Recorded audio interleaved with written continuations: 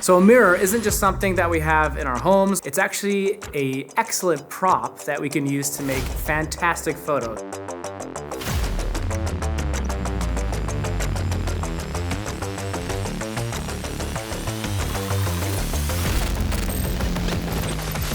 Howdy everybody, I hope you're doing well, and in this video we're going to be covering how we can use mirrors to create some awesome photos and some creative ideas how to use them as an interesting prop. So what are we going to need for this type of activity? So obviously we're going to need mirrors and models, but we also recommend getting some wipes or some glass and mirror cleaners because your mirrors are going to get smudged along the way and you're just going to want to have this handy so that you have them clean again. And you definitely don't want to be removing those smudges in post-processing. But now let's get to the shooting part. So one of the first tips we want to try is with the mirror placed on the ground while the model is actually leaning over it. This is going to give us an interesting low angle view of the model, who looks almost as if she's falling over it from a height. At the same time, thanks to the sunset, she's beautifully lit by golden sunlight and the shadows are going to give the photo a sort of mysterious feel. And the next thing we're going to try is to photograph the model actually handing herself a flower, but to her own reflection.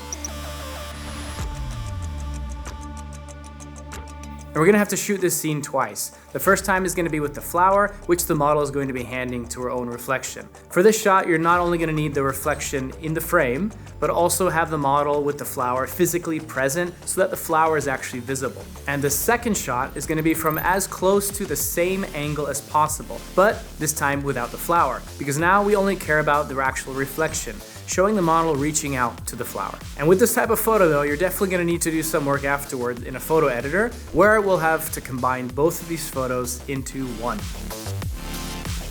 We also tried photographing the reflection of the model holding the mirror herself and looking into it. The model holds the mirror up right in front of them, and you play around with the angle.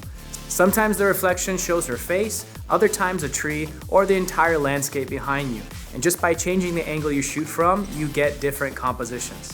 We also had the model stand under a willow tree whose branches swayed in the background and in the wind and actually cast lovely shadows across her face. We also tried to capture her face lit by the golden sunlight, which we further enhanced with a gold reflector. Here we positioned the model so that she was holding the mirror just at the right angle to the clouds, which actually reflected nicely in it. We can use this not just as a photo on its own, but we can also recycle the cloud reflection into other photos later. All it takes is just a little bit of post-processing. By the way, if you're curious what that post-processing looks like, let us know in the comments and we'll be happy to show you. It's also definitely worth photographing the mirror on its own in different settings and even the model separately without the mirror, since with some simple masking, you can add her into the reflection. And that's because it's often genuinely tricky to find the right angle so that the model is reflected exactly the way you want, while you yourself actually stay out of the shot. It's worth bringing more people on a photo shoot like this because one model can hold the mirror while you actually photograph the reflection of the other one. Oh, and they can hold the reflector we mentioned earlier too. Here too, it's important to really nail the right angle so that you minimize the visible parts of your props, which is going to be the assistant's hands and so on. And that's going to save you a lot of work in post-processing. And since we're not made out of sugar and not afraid of a little bit of water, let's wade in and photograph a reflection of the mirror on the water surface. For a photo shoot like this, it's a good idea to also bring a towel. And if you're not sure about the terrain or what's under your feet, we also recommend some kind of water shoes or slippers, since with your expensive gear in your hands, definitely don't want to trip over a rock. But of course you can solve that with some kind of waterproof camera cover. One of the things that we're gonna photograph in the water is that reflection in the mirror on the water surface that we just mentioned. The model will be in the water up to her shoulders, holding the mirror on the surface, which is going to be lightly splashed with water, and we'll photograph her reflection as well as the reflection of the sky.